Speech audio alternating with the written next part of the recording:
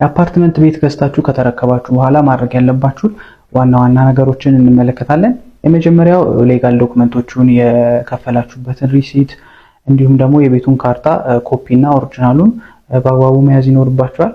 በሁለተኛ ደረጃነት ደግሞ የተለያዩ ክፍያዎችን እንደ ውሃ፣ መብራት ያሉ ክፍያዎችን ስሙን ወደ እናንተ መዞሩን ቼክ ማድረግ ያስፈልጋል።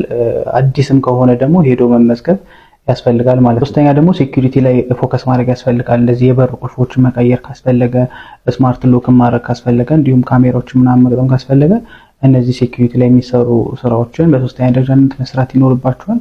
በአራተኛ ደረጃነት ደግሞ ከፕሮፐርቲ ማኔጀሮች ጋር ጥሩ የሆነ ግንኙነት ያስፈልጋል። የተለያዩ የሜንቴናንስ ችግር ቢገጥማችሁ የፓርኪንግ ሩሎችን ለማወቅ እንዲሁም የተለያዩ መንዝሊ ፊ የሚያስፈልጋቸው ሰርቪሶችም ካሉ እነሱን ሁሉ ነገር በማወቅ ስለምትችሉ ከነሱ ጋር ጥሩ የሆነ ግንኙነት ቢኖራችሁ ይመረጣል ማለት ነው። ይህንና መሰል መረጃዎች እንዲደርሳችሁ ፎሎ ማድረግ አይርሱ።